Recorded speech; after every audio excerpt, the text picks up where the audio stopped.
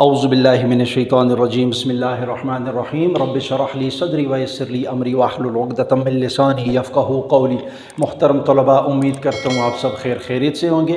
آج کا ہمارا ٹاپک ہے ایسٹرونومی اینڈ دا ہولی قرآن، یعنی آج ہم دیکھنے جا رہے ہیں کہ قرآن ایسٹرونومی کے بارے میں کیا کہتا ہے۔ سب سے پہلے مجھے اور آپ کو پتہ ہونا چاہیے کہ ایسٹرونومی کہتے ہیں سورج، چاند، ستارے، جتنے بھی گلیکسیز ہیں ان تمام کا علم پڑھنے کو، جو فلکیات کا علم ہے اس کے پڑھنے کو ایسٹرونومی کہتے ہیں۔ یعنی یہ تو ہمارے پاس سائنس نے ثابت کر دیا ہے آج، وہ دیکھیں گے اس کا قرآن کے ساتھ کیا رشتہ ہے، ٹھیک ہے۔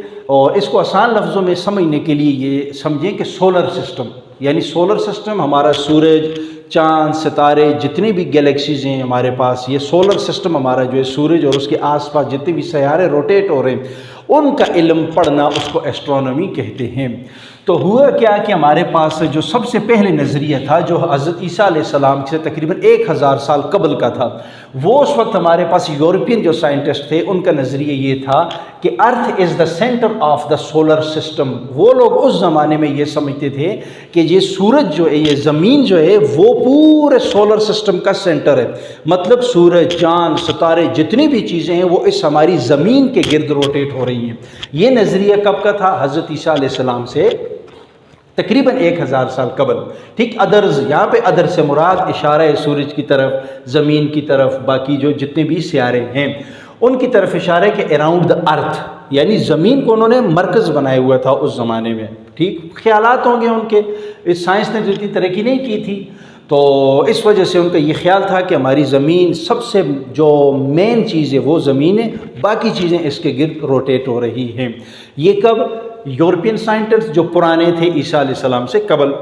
لیکن پھر بات چلتے 1512 تک آ گئی۔ 1512 میں ایک سائنٹسٹ تھے، ایسٹرونومر تھے، جن کا نام تھا نکولس کوپرنیکس۔ نکولس کوپرنیکس، یہاں پہ تصویر بھی لگ جائے گی اور ساتھ تھوڑی بہت ہلکی پھلکی ان کی ڈیٹیل بھی لگا دوں گا۔ انہوں نے پریزنٹ کی ایک تھیوری، نظریہ پیش کیا۔ اس پچھلے نظریے کو انہوں نے کیا کر دیا؟ رد کر دیا تھا۔ یعنی انہوں نے اس نظریے میں، نئے نظریے میں یہ کہا کہ زمین کے گرد چیزیں روٹیٹ نہیں ہو رہی بلکہ سورج کے گرد چیزیں جو ہیں تو وہ کیا ہو رہی ہیں؟ روٹیٹ ہو رہی ہیں۔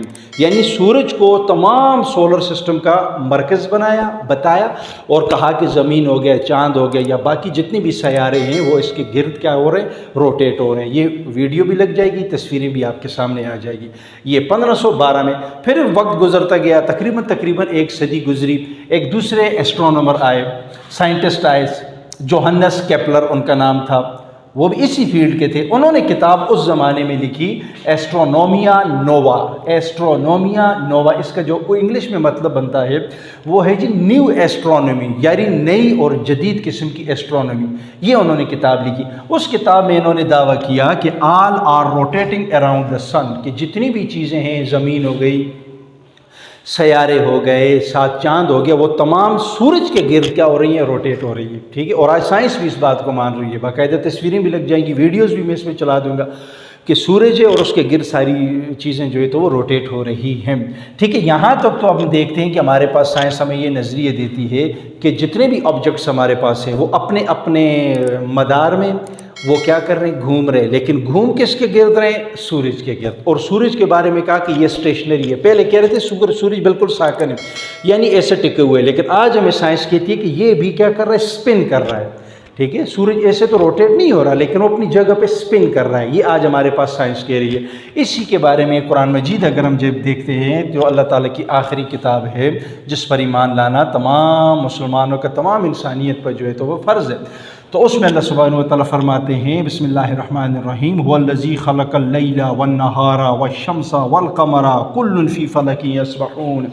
سورہ الانبیاء میں سورہ نمبر 21 آیت نمبر 33 میں کیا؟ هو الذی، وہی ذات ہے جس نے خلق، جس نے تخلیق کیا، جس نے پیدا کیا رات کو، لیل، والنہار، دن کو، والشمس، سورج کو، والقمر، چاند کو، کل فی فلک یسبحون، تمام کے تمام اپنے اپنے مدار میں، اپنے اپنے آربٹ میں، اپنے اپنے دائرے میں، اپنے اپنے فلک میں تمام کے تمام روٹیٹ ہو رہے ہیں، ٹھیک ہے۔ دیکھیں یہ ہمارے پاس قرآن، دیکھیں کل فی فلک یسبحون، یسبحون کا مطلب روٹیٹ ہونا، چکر کاٹنا۔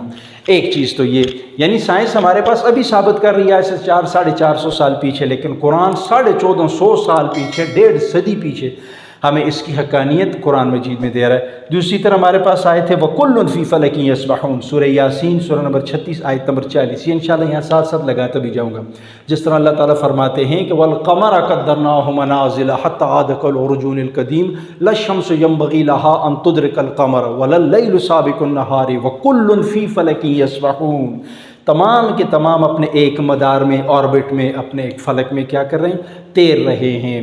تو ثابت یہاں پہ یہ ہوا کہ وہ سچائی جو سائنس ہمیں ابھی بتا رہی ہے، آج سے 1400 – 450 سال پیچھے، قرآن اس کو 1450 سال پیچھے اس کتاب میں لا چکا ہے۔ تبھی قرآن مجید میں اللہ سبحانہ و تعالیٰ فرماتے ہیں کہ لا ریب فیہ، اس کتاب میں کسی طرح کا کوئی شک نہیں۔ اسی طرح کی انشاءاللہ مزید معلوماتی ویڈیوز بھی آپ کے سامنے لاؤں گا، اور تاکہ مجھے اور آپ کو یقین ہو جائے کہ اللہ تعالیٰ کی آخری کتاب قرآن مجید اللہ کی آخری کتاب، اللہ پاک کے آخری نبی پیغمبر حضرت محمد صلی اللہ علیہ وسلم پر نازل ہوئی، جو حق اور سچ کی دلیل ہے۔ امید کرتا ہوں اس سے آپ نے بھرپور فائدہ اٹھایا ہوگا۔